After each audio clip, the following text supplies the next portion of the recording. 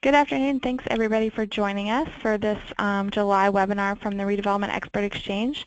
We'll be talking about legal tools to address dilapidated properties, and we have Kat Garvey from the WVU Land Use and Sustainable Development Law Clinic, and I'm going to hand it over to her in just a minute, but I just wanted to go over a few bits of background information, share some information on some upcoming opportunities that the Exchange has coming up, as well as just let you guys know how things are going to run today. The Redevelopment Expert Exchange is a program of the Northern West Virginia Brownfields Assistance Center at WVU, and the purpose of the exchange is to facilitate experience sharing between West Virginia communities. And we do that in two ways right now. The first is through peer-to-peer exchanges, where we take community members from one community to another to do a site visit and learn about the things that are going on in that community. So for example, if a community is looking to develop a train depot, but they're really not sure where to start, then they can come to us and ask to connect with a peer community from another part of the state who's already done a train depot, and then we'll make those arrangements and connect you with those folks so that you can learn from each other. We cover all of the travel expenses related to that and work with you to do all of the logistical planning and that kind of thing. We also do several workshops. We've done those at different other larger events, and we can set up consultations. So maybe you have questions about how to go after a grant and you want to talk to a peer who's gotten that grant before. You don't necessarily have to go do a site visit or a tour. You can just have a consultation with them, and we do all of those and help facilitate those conversations. We also have a monthly webinar series where we cover special topics, and those can range from anything related to dilapidated properties. We've done sessions on train depot redevelopment, on affordable housing programs, and we have some great ones coming up the rest of the year as well. So you can visit our website at wvredevelopment.org. There's a link on this PowerPoint, which will be available online after the webinar, and I'll send it out to you. And you can use that website to see what other webinars are coming up, view recordings from past webinars, and request an exchange or suggest a webinar topic for the future. This webinar is also being recorded, and it will be available on our website, as will the slides from both this brief presentation and Kat's more detailed presentation on the legal tools. We have some upcoming webinars planned for August and September. In August, we're going to look at riverfront redevelopment. I know a lot of you have major rivers running through your town and some problem properties along those rivers, so we're going to hear from some folks who have been doing riverfront redevelopment or have successfully completed projects. And then in September, we expect that the EPA Brownfields assessment and cleanup grant guidelines will be out, and we'll host a webinar on the grant writing tips and tricks for those grants, and that'll involve the EPA's Technical Assistance on Brownfields provider, which is, for our region, the New Jersey Institute of Technology. They haven't done a webinar for us yet, but they have done a couple of workshops. They'll have a workshop at our conference in September, and they do a lot of great work. Those dates are not finalized yet, but as soon as they are, they'll be live on our website, and you can register, and there will be an email that goes out to let you know. And then the major thing that the Brownfield Conference does as far as education on brownfields and redevelopment is our state conference. This year, the state conference is in Charleston on September 6th through the 8th, and for the first time, it will feature not only a state focus, but a regional focus as well. So on September 6th, we'll have some optional pre-conference workshops where we'll take some tours in Charleston of brownfield sites. We'll be going to, there's a tour on Main Street downtown revitalization, so we'll see some stuff on the west side of Charleston and the east end of Charleston and hear from folks who are developing properties there. There will be a tour of Freedom Industries, which is a very popular topic, to hear about the spill and following cleanup of that site, as well as the ongoing regulations related to that. And then a tour of the Girl Scout facility, which is now situated on a brownfield in Charleston as well. On the 7th, we'll have a full day focused on all West Virginia topics. We'll highlight great leaders on brownfields in West Virginia with our West Virginia Brownfields Awards during lunch. And then on the 8th, we'll broaden our conversation to include the broader Central Appalachian region. And there'll be a lot of topics that where you can hear from peers in other states that are facing the same kinds of problems and solutions that you are. Early bird registration is open until August 5th, and you can find more information on that at westvirginiabrownfields.org. So I'm going to hand it over to Kat in just a minute, but before we get started, as I said, we will be recording the webinar and sharing that with you via email and on our website afterwards. We'll also take questions throughout. You can use either, you're all muted, so you can use either the questions box or the chat box on your webinar screen, and I will be watching that, and we'll make sure that Kat gets asked all those questions, and we'll get answers as best we can. So type those in whenever you think of them, and we'll ask them and answer them throughout. And with that, I will hand it over to Kat. Let's see. I'm working on it, Kat.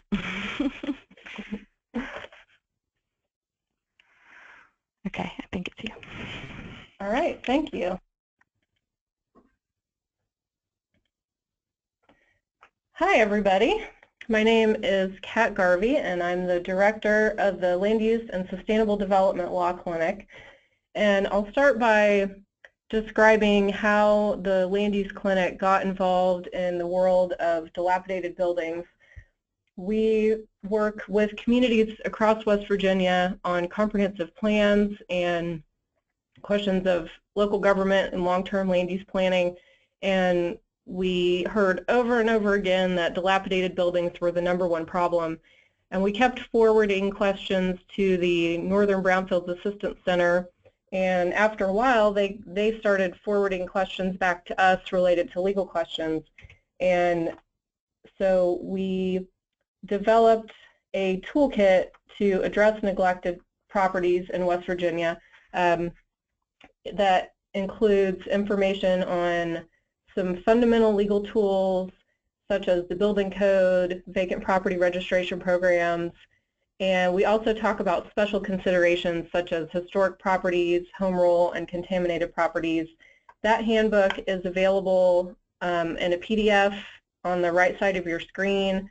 It's also available to download at wvleap.wvu.edu, and we think that it's been a pretty good resource. I think some of you may have heard me present before, so I've tried to switch up this presentation a little bit, and I will also include today a little bit of information about how dilapidated buildings play into the recent flooding in West Virginia. We've received quite a few calls about how to address dilapidated buildings after the flood.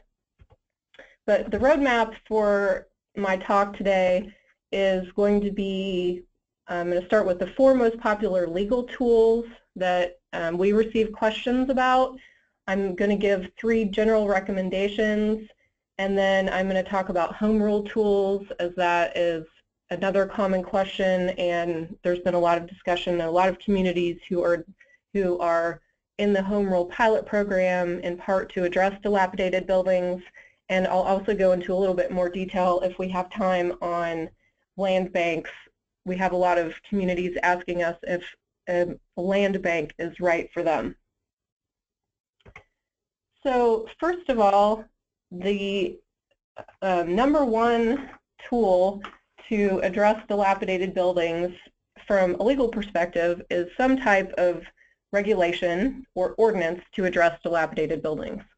And there are at least 3 different ways that you can adopt an ordinance to address dilapidated buildings from an enforcement perspective. We'll talk about some other ordinances, but as far as the systematic program to address dilapidated buildings, some form of a building code is really the way to go. And there are 3 different ways that you can adopt the code. There's an international building code, the International Property Maintenance Code, and statute also allows for a more informal program. One is available to counties and one is available to municipalities, and so I'm going to talk about these 3 options in a little bit more detail.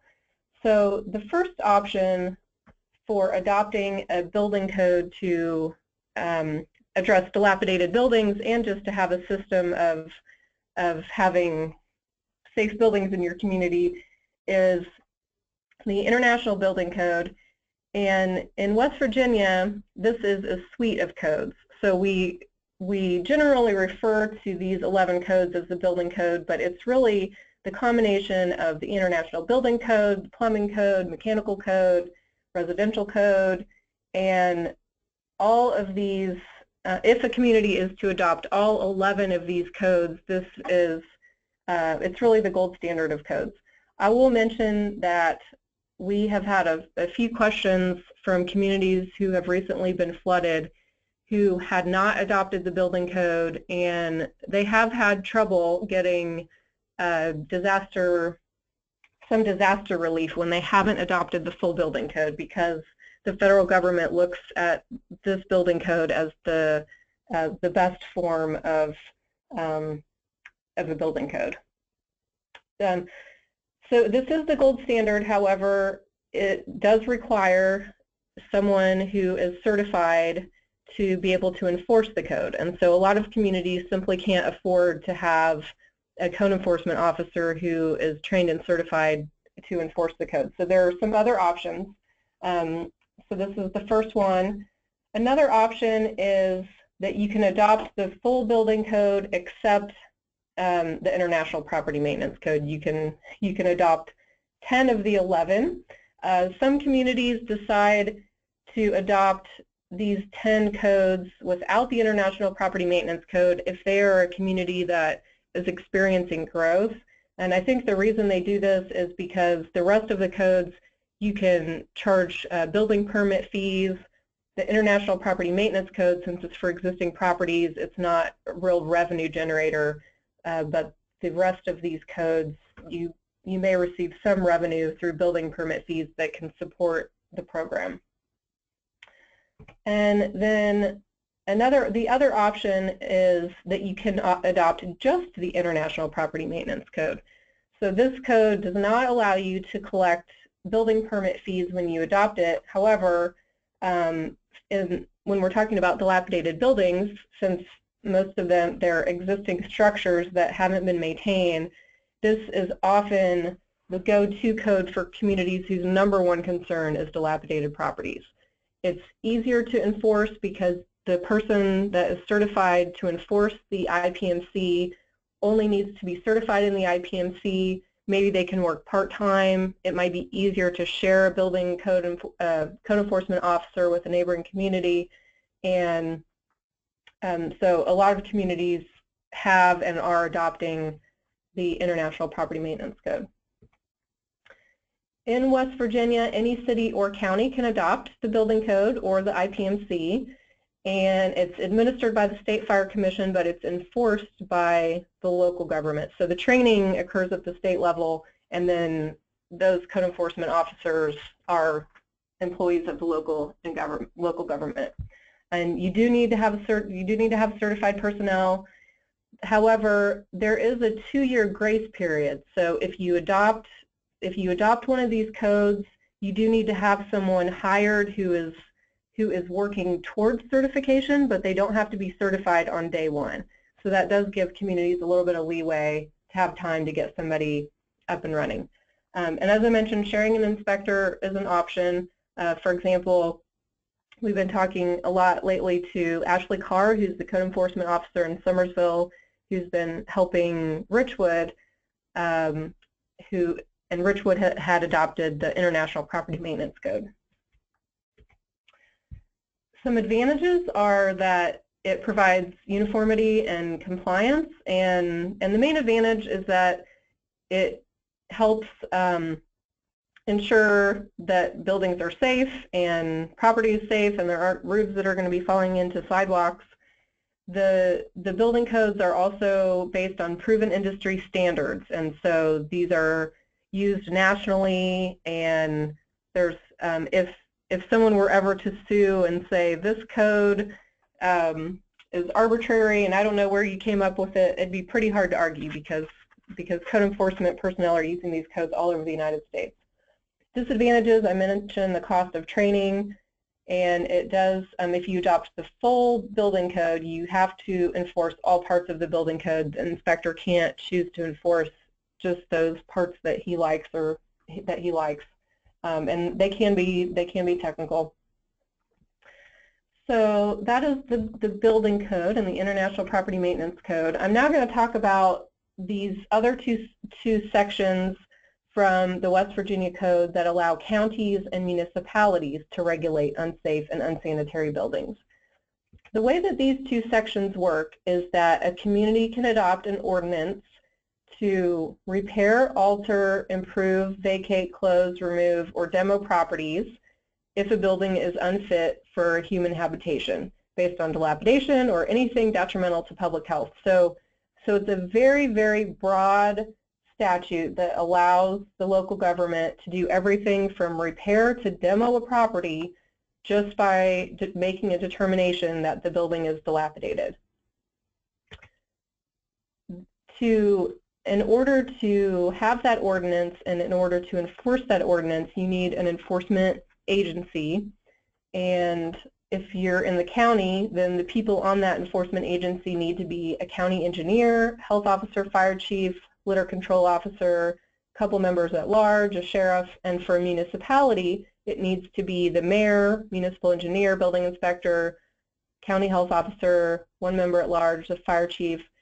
So you will notice that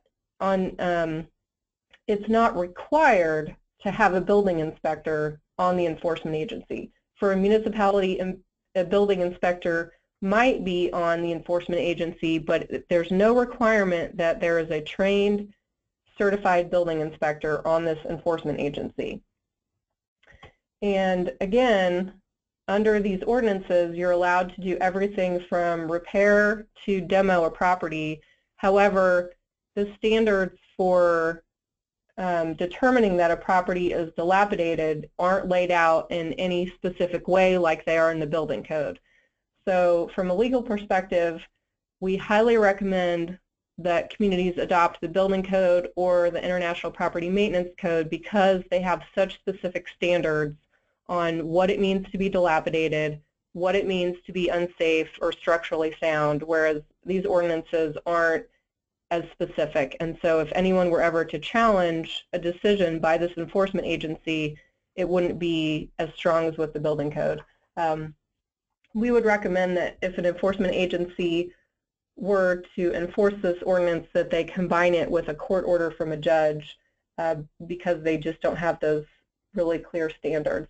However, if a community isn't planning on really repairing or demoing properties and they just want to issue warnings or deal with exterior nuisances like weeds, and that it may be very appropriate to have this ordinance as kind of one step towards addressing dilapidated properties. So the building code was the number one tool, and that's the tool that I'll spend the most time on.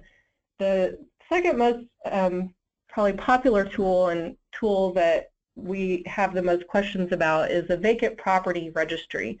And the vacant property registry, it's a program that municipalities can establish to require all owners of vacant buildings and properties to register their property and pay an annual fee. And I think this fee schedule from Wheeling explains how this kind of plays out.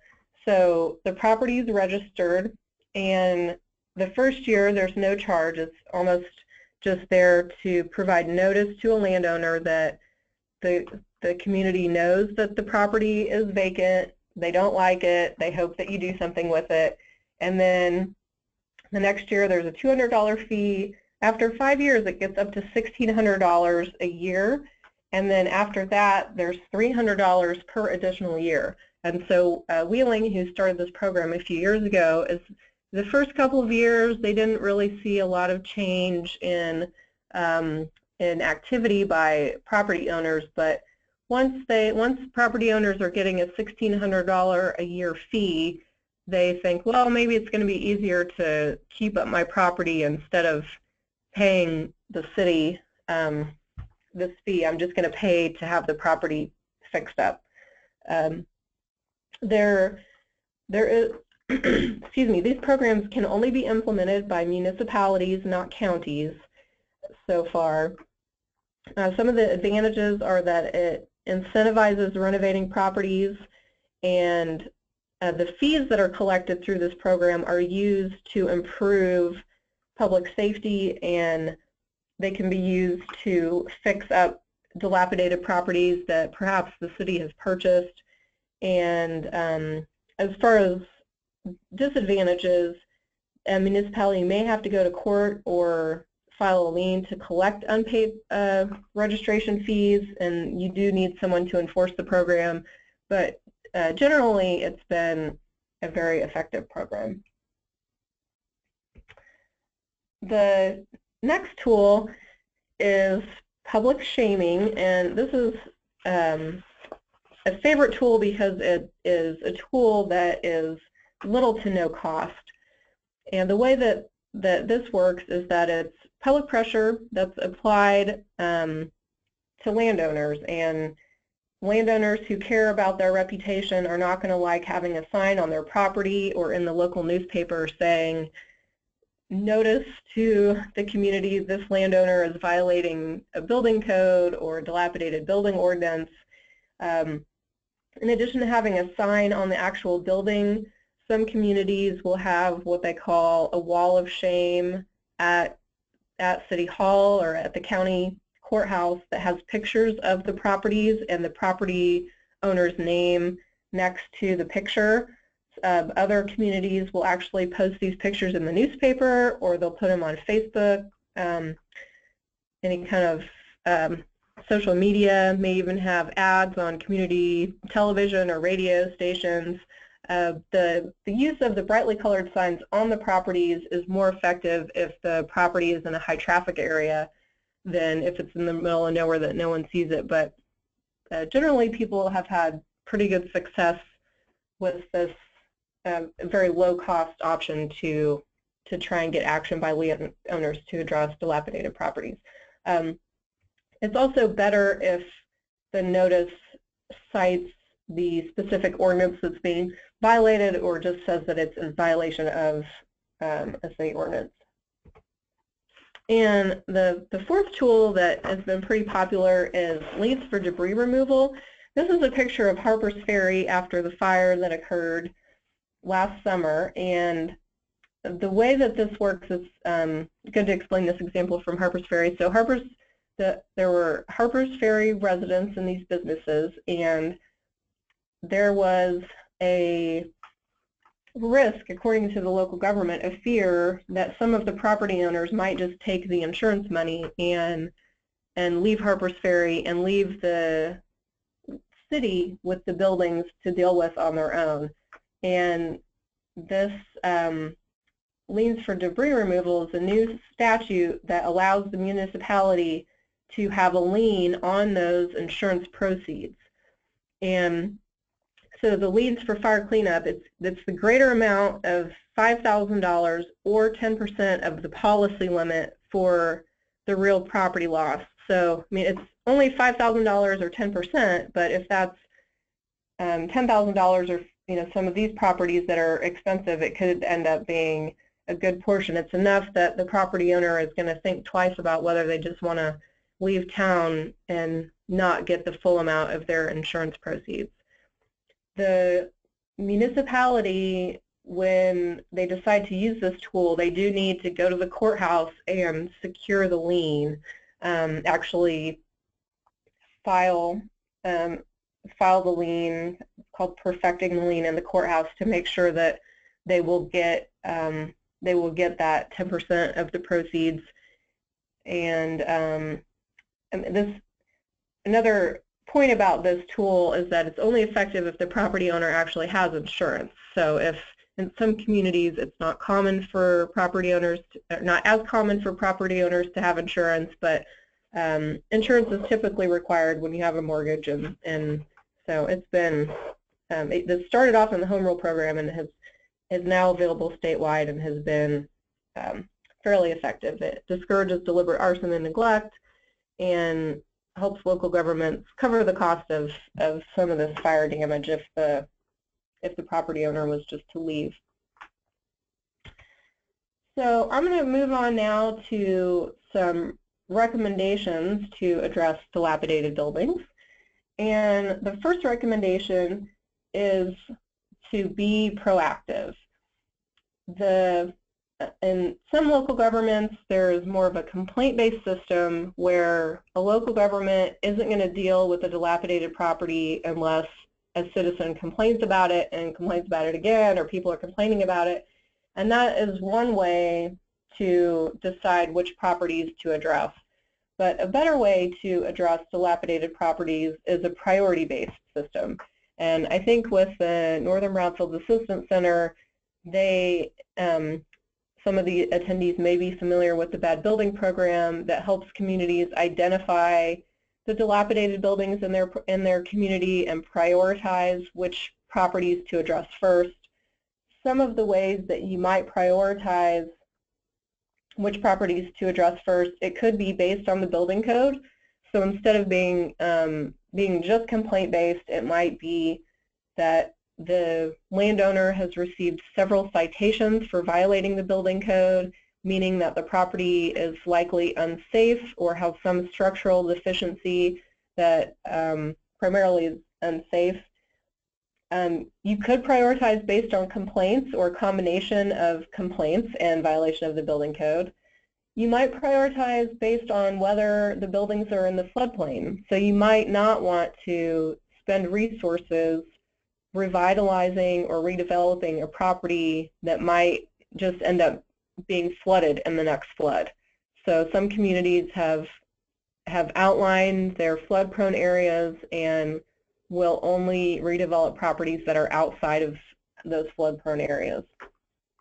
A very common way to prioritize addressing dilapidated buildings is looking at economic corridors or gateways into a community, so that if people are thinking about investing in the community or moving to the community, they don't drive into town and immediately see a lot of dilapidated buildings. So on major corridors, they'll address those buildings first. Access to water and wastewater is another reason to prioritize developing certain properties over others, similarly with historic preservation.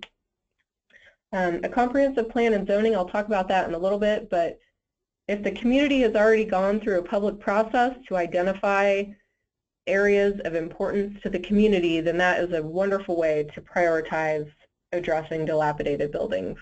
For example, in a comprehensive plan, the community may have identified the historic downtown as an area that they want to prioritize for economic development, and so then the community might say, we want to redevelop the properties in our historic downtown first.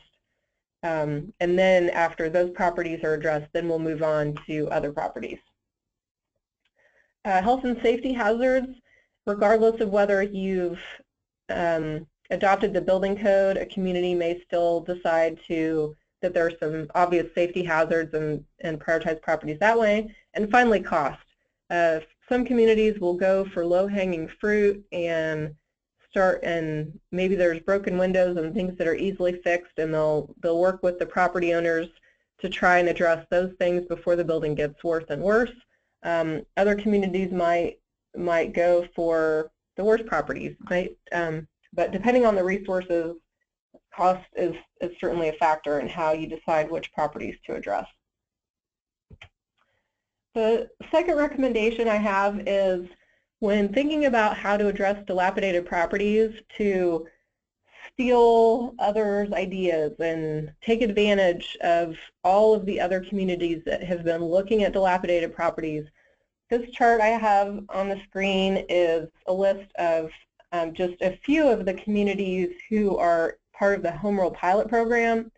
Most of the communities who applied under Home Rule had proposals related to neglected properties. A lot of communities have done on-site citations, have proposals related to tax liens, and this is an area where there isn't a real need to recreate the wheel. I mean, you could be creative, but there are some successful programs that have been working, and so we just encourage people to look at successful programs that are already being implemented.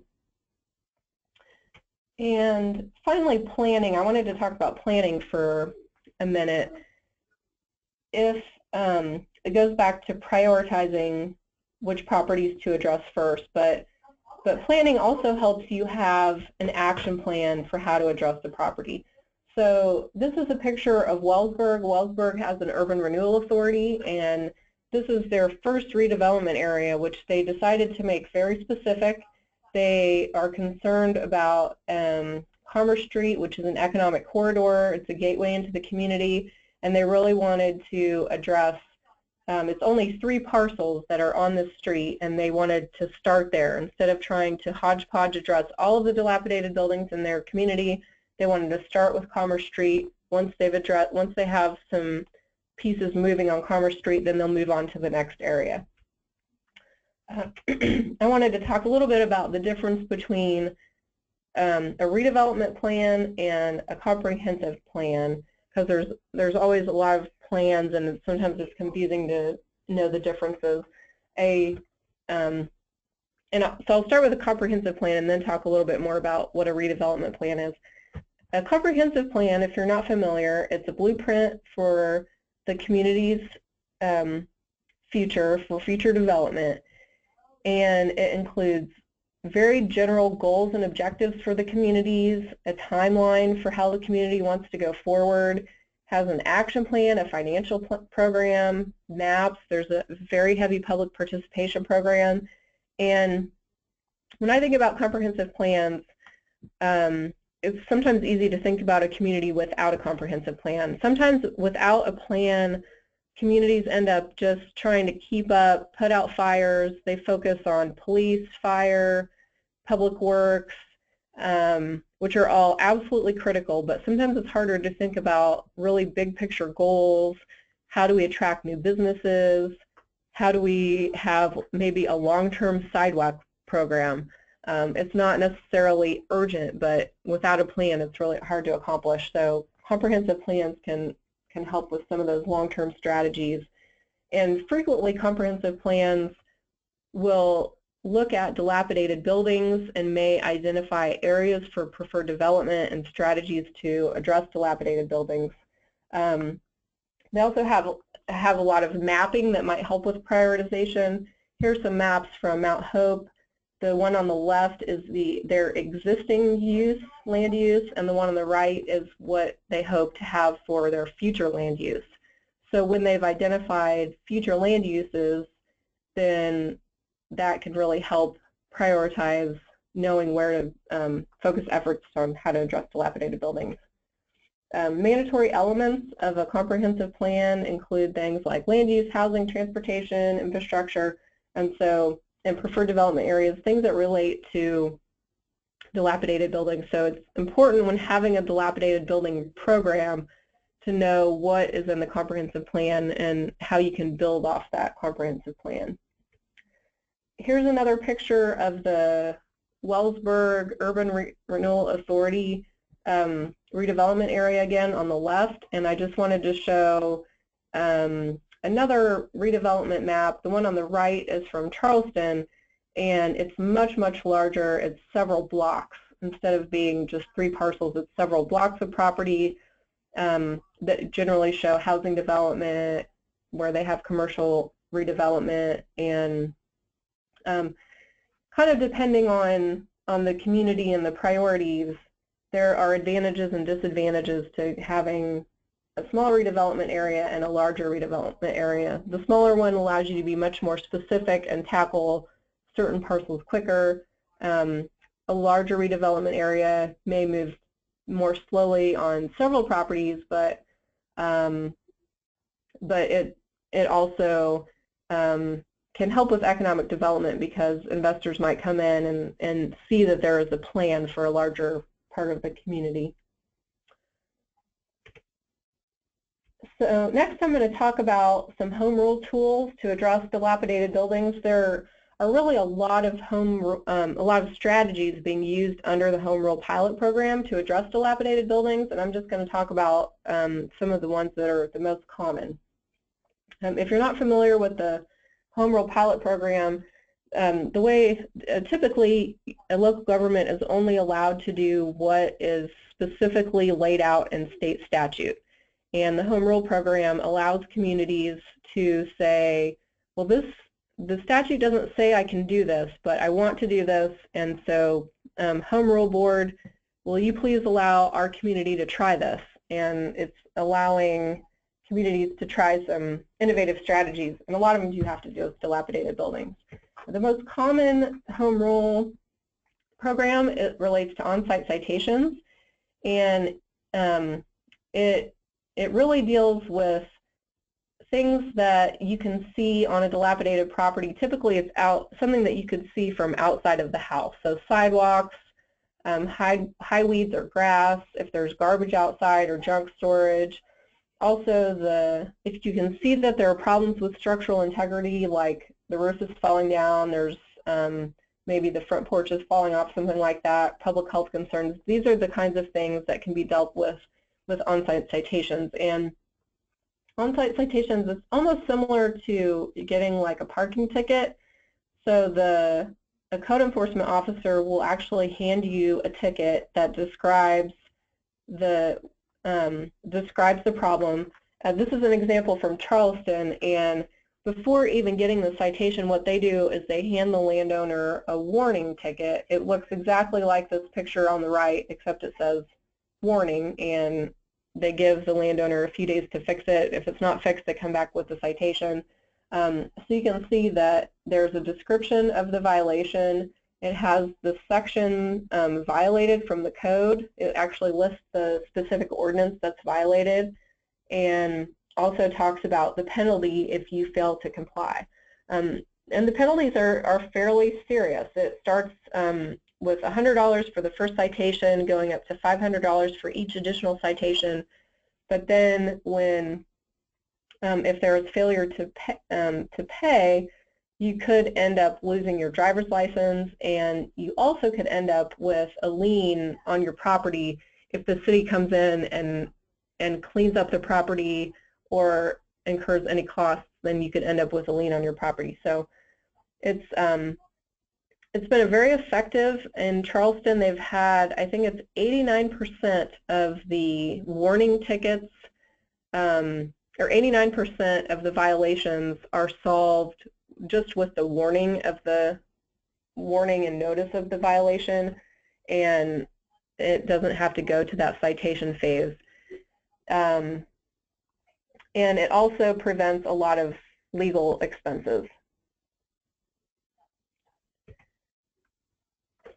Excuse me, everybody, I'm just going to address some noise that's right outside my office.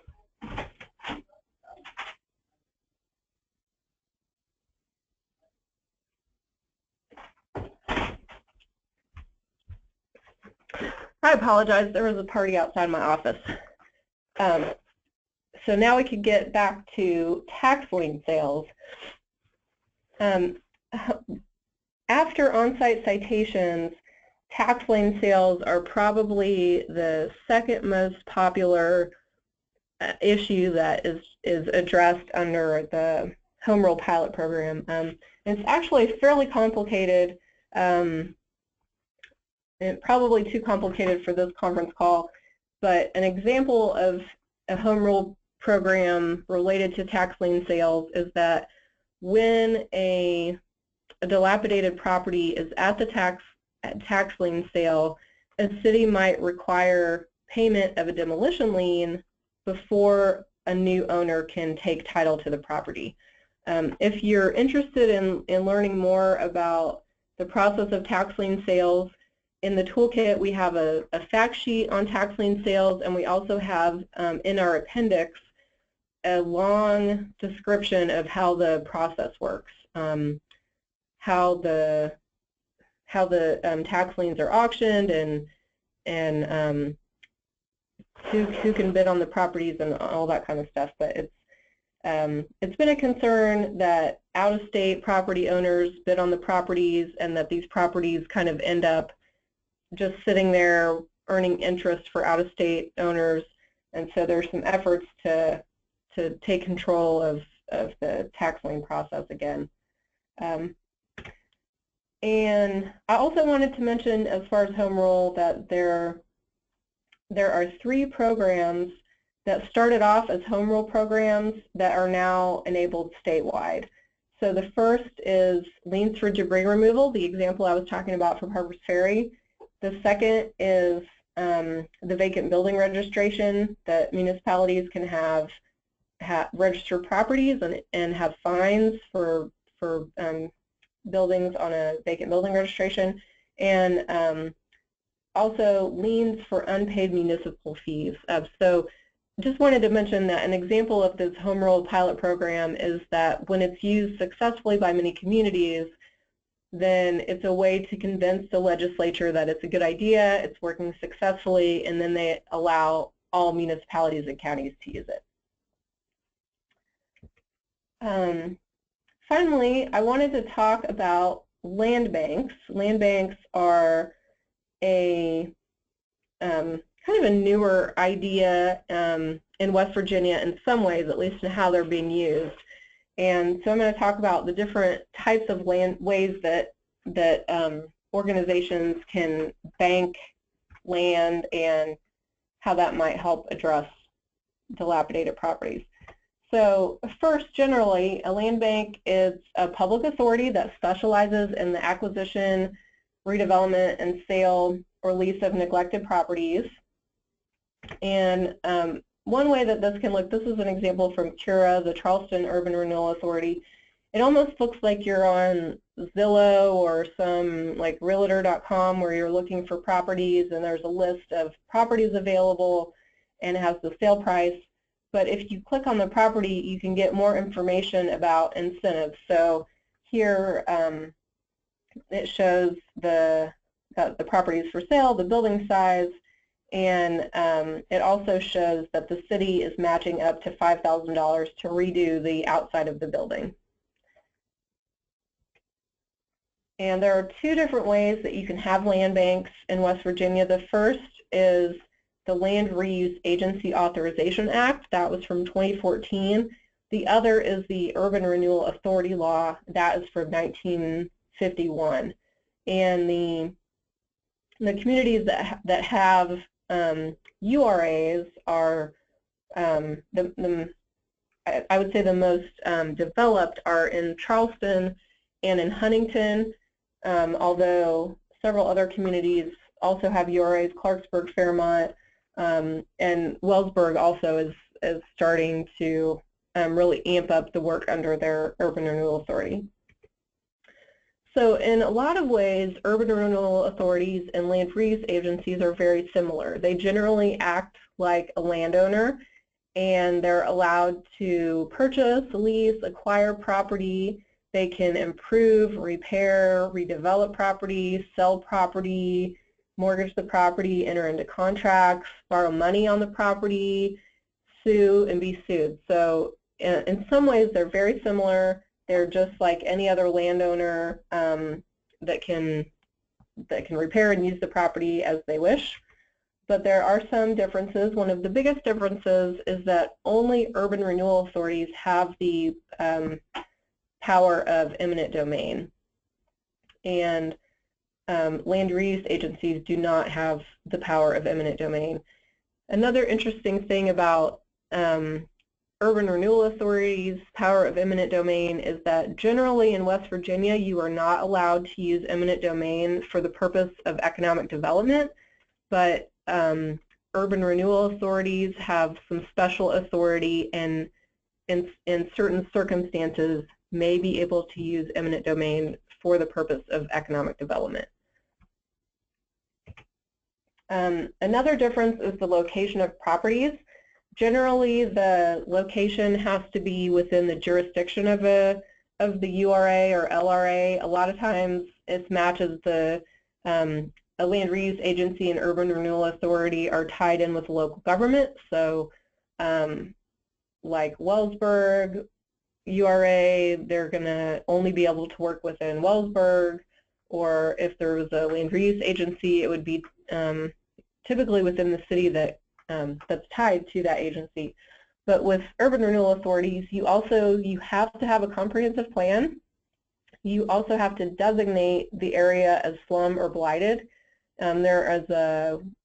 One of the attorneys in our office developed a slum or blighted checklist that's available on the wvleap.wvu.edu. And you also have to have a redevelopment plan. A land reuse agency does not have to have any of those plans. If there is a comprehensive plan in the community, then the LRA has to coordinate and be consistent with that comprehensive plan, but you don't have to have any plans to have a land reuse agency. So on the one hand, that might be easier if a community is ready to go, ready to start an organization like this, ready to start purchasing properties, selling properties, redeveloping properties. On the other hand, we like the idea of an urban renewal authority because there is that planning involved. There has been a lot of thought before resources are being spent. There's some prioritization of where do we want these preferred development areas, and where based on some of the prioritization issues that I had mentioned before. Another difference between the urban renewal authorities and land reuse agencies is that it is currently unclear whether land reuse agencies can bid at the tax sale. The statute says if no person present at the tax sale bids, then the land reuse agency shall be given an opportunity to purchase the property. We don't think this was really the intent of the statute, but how it reads now, it may be easy for for example, for an out-of-state buyer to challenge a purchase if a land reuse agency was competing with them for on a bid for a dilapidated property. So that is one difference. And another big difference is that land reuse agencies may receive a portion of the county's real property tax. So that would be a huge benefit if the land reuse agency had this other source of revenue. The big caveat here is that it has to be approved by the taxing organization.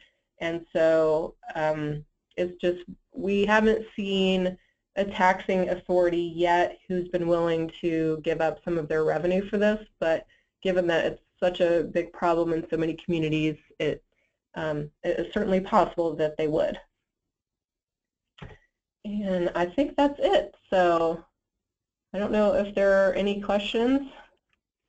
I have a couple that have come in that were more general, so I saved them, and maybe we'll give people a couple minutes in case they come back. But the first question is, are you aware of any future bills to be introduced in the next legislative session to address dilapidated properties or tax lien sales? I am not, but I am not on all the calls that you are on. I am not either. I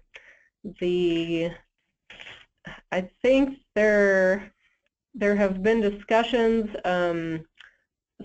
particularly about tax lien sales, and the folks that I know that are working, that would like to address changes to the tax lien sale process, have decided that they really need to do a little bit more research and, for example, talk to assessors and sheriffs, and it's pretty hard to wrap your brain around some of this stuff, and so they weren't ready for this session, but maybe sometime soon. So I don't know of anything, actually. Yeah. So then I'm just going to read this as it is so I don't lose any nuance. So basically, if this person understands whether or not they have an ordinance against dilapidated properties, they cannot legally enforce anything without having at least a part-time building code enforcement officer or other official. Is that correct? If the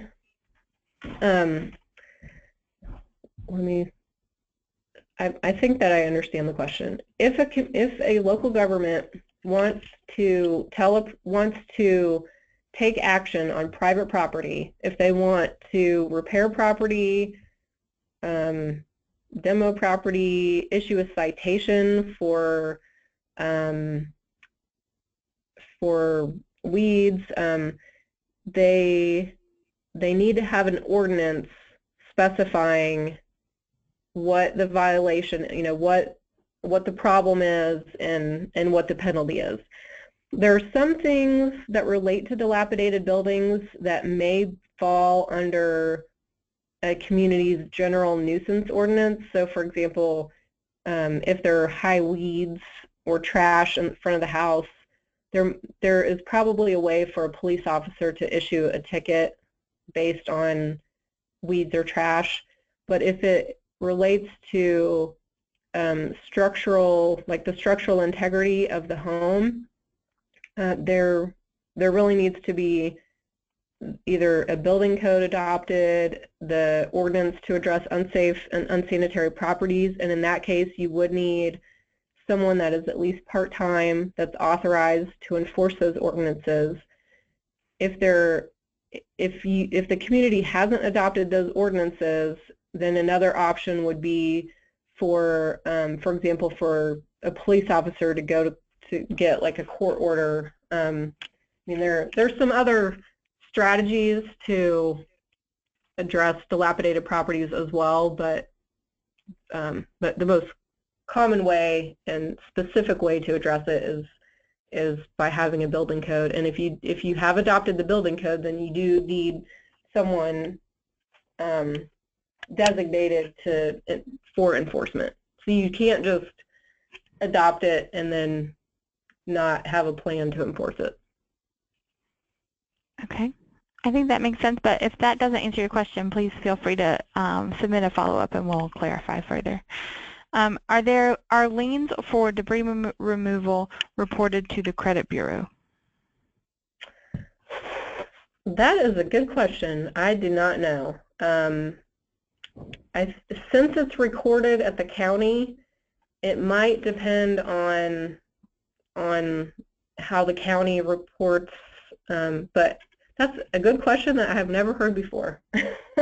If you want to email me, I can look it up. I don't know if my email is available, but it's Catherine.garvey, Garvey, at mail.wvu.edu.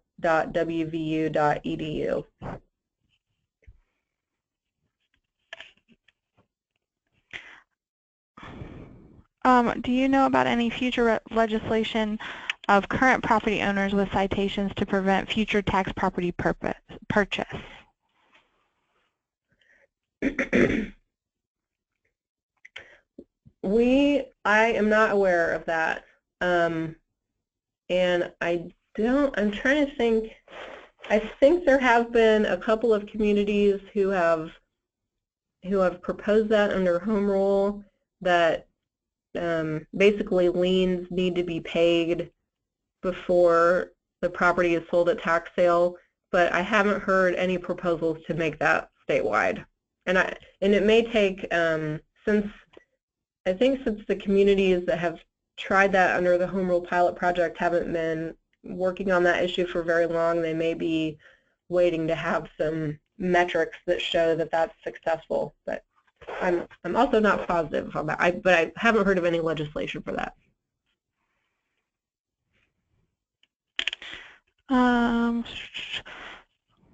I have another one. I'm just scanning. Okay, I think this is a follow-up to the previous question about enforcement, because it's from the same person. But according to our ordinance, the mayor is authorized to act as the enforcement official in the absence of a hired building inspector or code enforcement official. Is this legal in compliance with state law, as the mayor is a part-time employee / official of the town? However, they are not trained in accordance with the building codes mentioned earlier. Yeah, so I think that, I'm going to go back to the slide. That sounds like it is under, if it's a mayor, it sounds like it's under section 812.16 of the West Virginia Code. And so there, and I'll pull this up for the statutory section. So this 812.16 code allows municipalities to regulate the repair, to regulate unsafe and unsanitary buildings. And then the enforcement agency for that, to enforce that specific statute, and a municipality, it can be the mayor, municipal engineer, county health officer, fire chief. So if you have adopted that specific section of the code as the ordinance, then the mayor could be the person enforcing that ordinance to regulate unsafe properties. It's not the formal building code, but it is a way that he would be authorized to enforce, to have an ordinance relating to repair, improvement, vacating, closing, demoing properties. As I mentioned, we recommend that, especially if the mayor was going to recommend like demoing a property, that be in conjunction with a court order, but that is allowed under state law. I mean, and of course, I would need to know specifics, but generally speaking, the mayor is someone that is on that enforcement agency. Great. Well, that looks like our last question, and I think this has been an hour packed with information, so I'm sure that people will think of things as they digest, and I will post the webinar recording and CAT's materials probably late next week, and I'll send out a link to everybody who registered, and if it's okay with Kat, I'll include her email address as well so that you can follow up with her if you think of more specific things. That's fine. Thank you, Carrie. All right. Thanks, Kat. Thanks, everybody, for joining us, and I hope to see you on a future webinar or at the State Brownfields Conference.